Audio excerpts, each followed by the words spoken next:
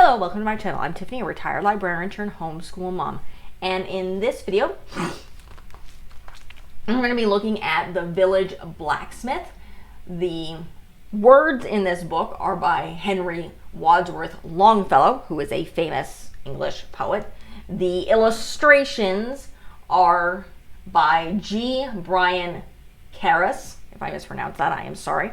So this kind of tells the story of a blacksmith.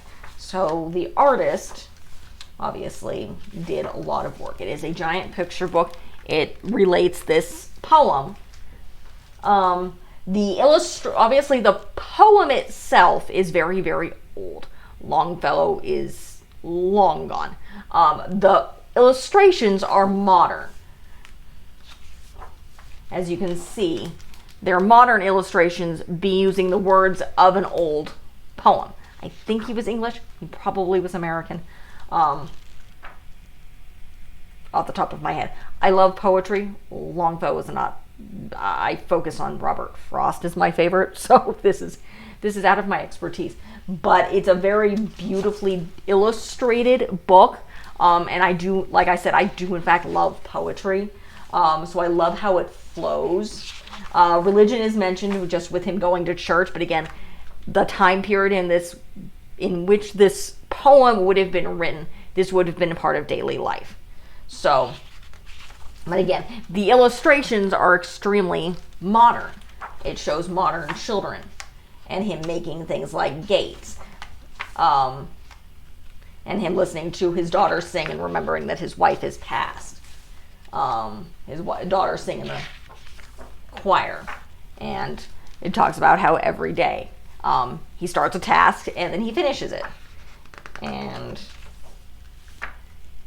then it kind of, I believe the poem is in fact a metaphor for life.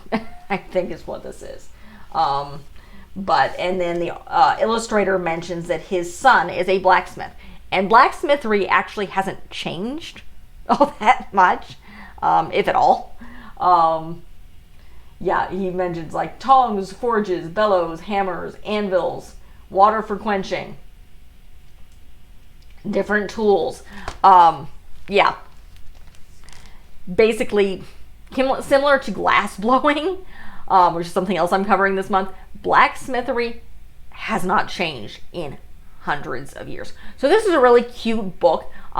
If you're definitely elementary school age, if you're introducing poetry, if you're talking about the blacksmith trades or different trades, this is a great book to do. It has fantastic illustrations. I believe these are obviously hand-drawn. Yeah, this is pencil. It's pastels and pencil. Is what this is. I'm just looking at it. Yeah, this looks like pencil. Possibly pastel, but I'm pretty sure just by the way it is, this is pencil. So, great art. I always love the picture books, which is the reason I don't like them on ebook form, because you really do need the illustrations in physical book form. But that is my rant. But a great book for the elementary school kids. If you're talking about poetry, you want to introduce Longfellow, this is a great way to do it. It shows the illustrations. It gives a modern twist upon it, so it gives the kids an idea of what they're really talking about. So it's a really great introduction. It's great. It's beautiful poetry. I think I have a Longfellow book somewhere. I think my parents got it for me when they were in Scotland or the UK.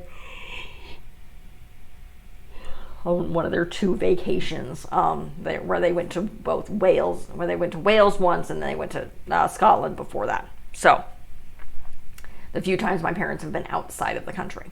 But again, it's a great book.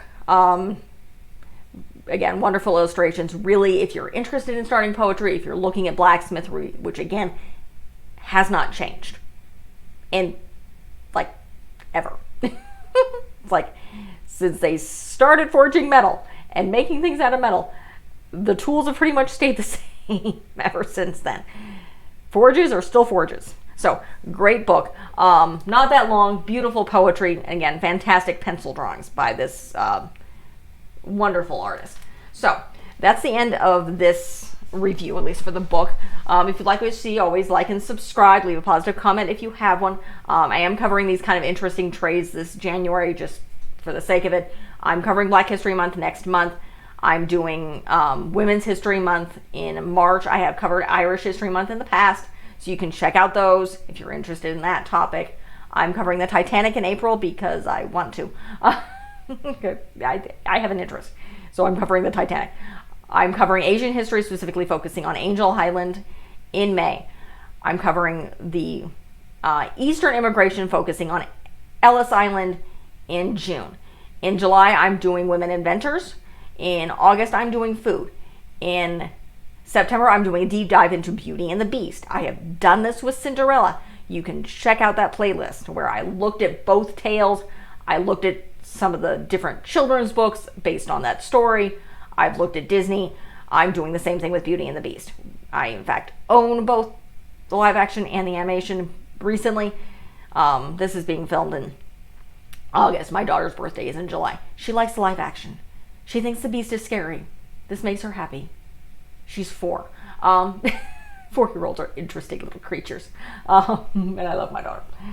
But yeah, she likes the Beast. She loves Belle because the dress is yellow. But she likes the Beast. And she likes the live action because the Beast is scary. But again, 4-year-old. We'll see if she gets into horror, which would not make me and her father, who can't stand horror films, happy, because we don't want to deal with it. But we'll see. She's, again, 4. So, but I'm doing a deep dive into that. I'm doing Space in October, the Hindu Festival of Diwali in November. I have covered Native American History Month. In November, you can check out playlists for that, but there's only so much material that I can cover. There's only so much material that exists before I run out of stuff. And I kind of run out of stuff. The same with the spooky stuff, which is the reason I'm covering Space in October. I have covered spooky stuff in the past. There is limited stuff that I can cover that is child appropriate. You want real spooky stuff? I have covered the book series The Last Apprentice, which is really, really, really dark. That was in 2022. I was very, very happy to be done with that. I followed that up by what I started the beginning of 2023, which is The Princess Diaries. So you can also check out that book series. But no, I'm covering mysteries in December this year. Book series wise, because this is something I have starting last year, where I'm just covering a bunch of book series every year. I am covering the Animorphs. I covered the last of the Bears of Ice, which is Catherine Lasky. 2023, I did cover the Guardians of the Hole and the Wolves of Beyond. So you can check those out as well. Animorphs, I did a skimming through. There's too many books. They're very, very formulaic. So you got rough summaries, particularly near the very end. I am covering a deep dive into the Ellen Montgomery's Avonlea, that's including the Anne books, as well as her short stories. The 4 Sullivan films, one of which I actually have not seen, which is her backstory kind of thing. I haven't watched that. And then I actually am rewatching The Road to Avonlea, which was a television series that they did. And I watched it as a kid, and I do have all 7 seasons, and I have to watch through those. I have not done that. I've watched the first 2 episodes of the first season. So I'm doing that. Then I'm doing the Boxcar Children, and then when that's done, I'm doing the Wings of Fire series. So that is what is incoming. So again, like and subscribe.